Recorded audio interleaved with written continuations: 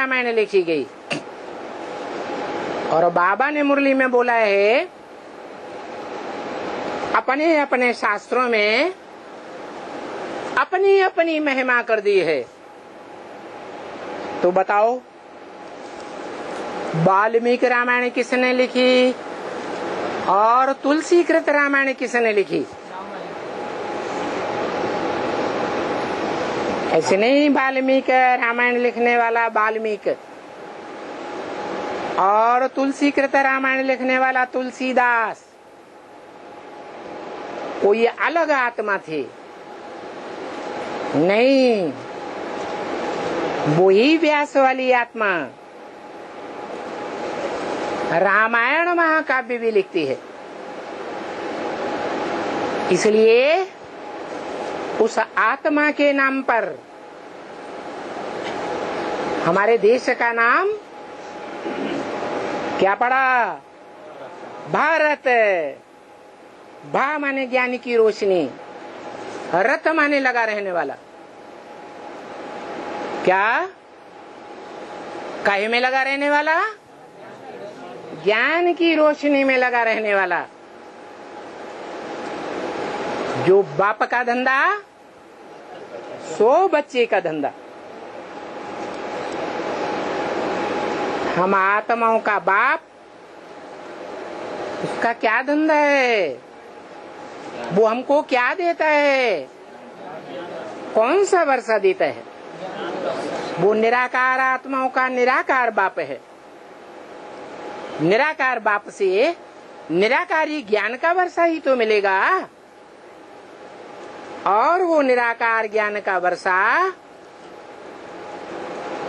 ऐसा अखूट ज्ञान का भंडार है जिसमें से सारा ज्ञान कोई निकाल ले तो भी संपूर्ण का संपूर्ण ही बचता है, कभी खूटता है ही नहीं। तो देखो, जो ज्ञान का अखूट भंडार शिव बाप है, क्योंकि जन्म मरण के चक्र में आने वाली आत्मा नहीं है,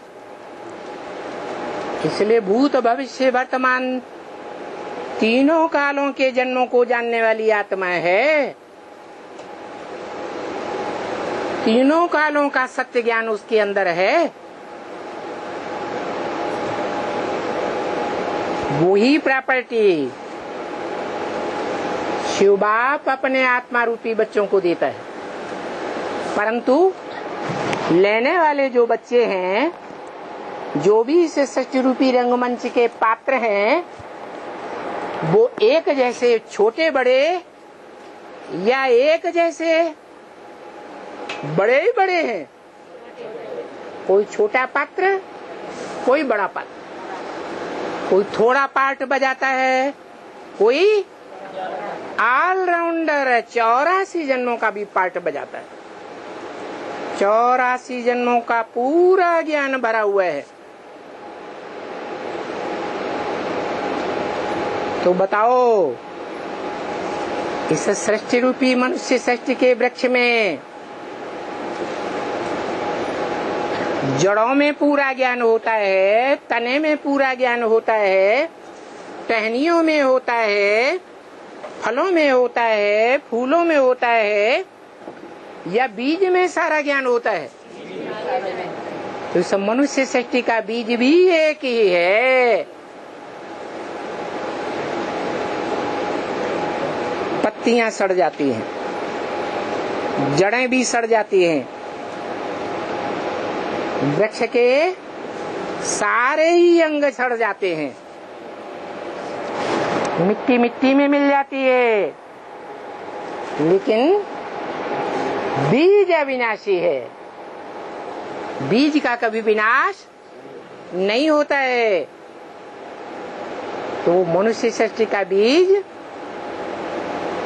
उसको महामृत्यु के समय में भी काल नहीं खाता है। काल आत्मा को खाता है या शरीर को खाता है? शरीर को खाता है। लेकिन वो आत्मा ऐसी है, मनुष्य सृष्टि का बीज, जिसको काल भी नहीं खाता है, क्योंकि वो स्वयं महाकाल है। कालों का काल, महाकाल, जिसको कोई काल खा ही नहीं सकता, वो सारी दुनिया को काल कबलित कर लेता है, लेकिन उसको कोई काल के गाल में नहीं ले जा सकता। उसकी यादगार है शिवलिंग। लिंग शरीर